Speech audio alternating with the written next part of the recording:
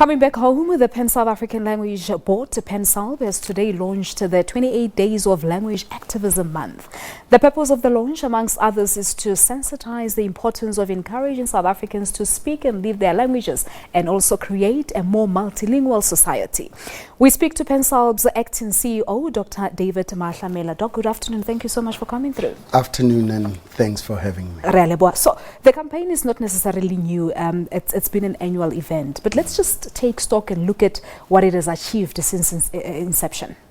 In the past, we have been more about sending the message, but we have learned that it need to go beyond that. And as much as we have done many other projects, this year in particular, we went all out in ensuring that we have tangible projects that we will be launching, and it is with great interest that we managed to launch today, and there were many exceptional things. One is we launched the month itself, which this year, Sespalesa, is 29. It's leap year, remember? Yes. So it's 29 days of that language activism that should happen. Yes. But why is it important to encourage South Africans to take part in this campaign? Shouldn't it happen automatically? Is it not supposed to be a natural thing that we speak our own languages? Logically, yes. But unfortunately, we can't run away from the fact that there is history that brought us here, and we all know where it all started. Without overemphasizing that history, at least we do have projects that are trying to erase that history, but it is not an overnight activity.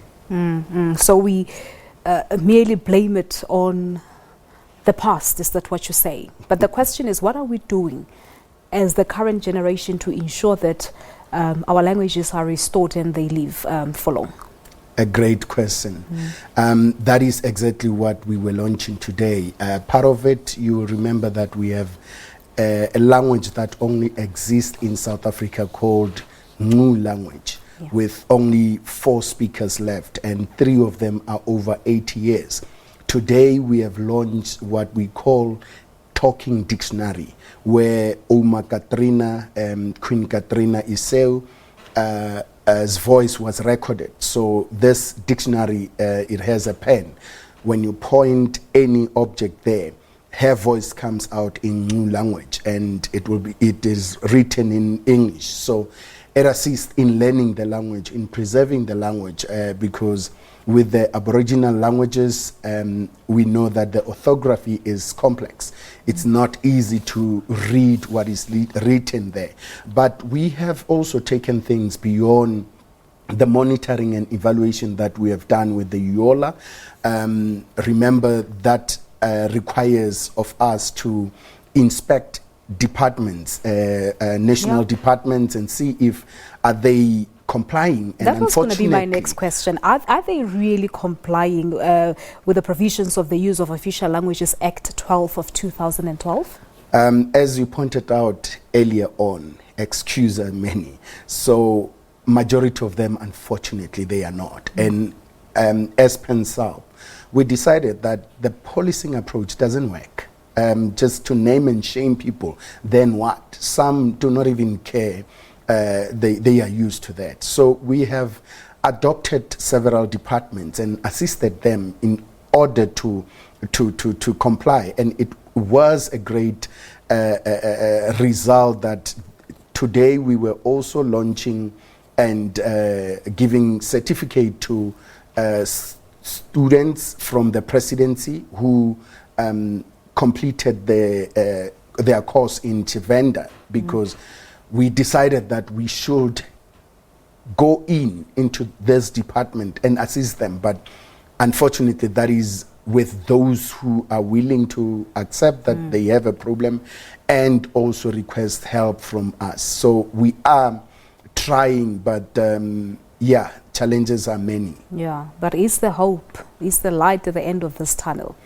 Because this is the very same government that encourages us to use our own languages.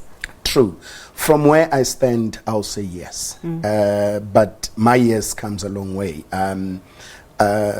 Recently, I mean, as much as there are many bad things, you will agree with me that never in the history of South Africa did we have a president who embraces the multilingual dream or aspiration of the constitution like the one we have now. What we see as PanSALB is, if last year Kiswahili was introduced as a working language for SADC, the same can be done this year with isiZulu. We also see what is happening in the Eastern Cape, where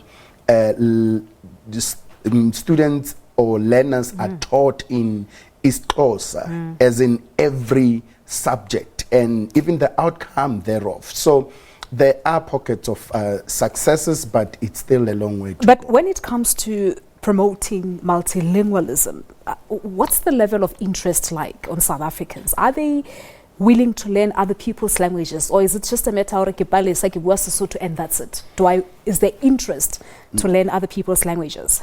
I'll say it depends. You go to areas in Soweto and other parts of South Africa, and in Limpopo, the likes of Elim, you find people even able to strike a conversation using more than one language.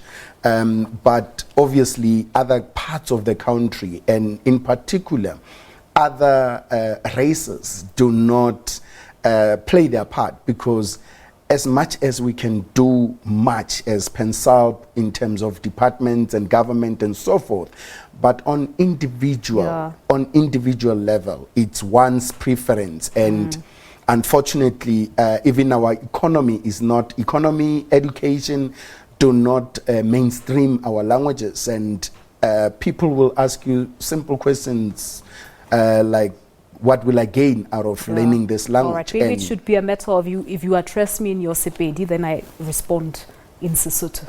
That's how people will get to learn other people's languages. Maybe that is another way to All right, do it. No time constraints, we have to leave it at this, but thank you so much for coming through. We'll probably have you back at the end of the month to take stock as to how the campaign went. Thank you so much for coming through. Dr. David Maahlamela is PanSALB's acting CEO, talking to us about the month of February being Language Activism Month, where South Africans are encouraged to learn other people's languages, but most importantly to embrace your own language.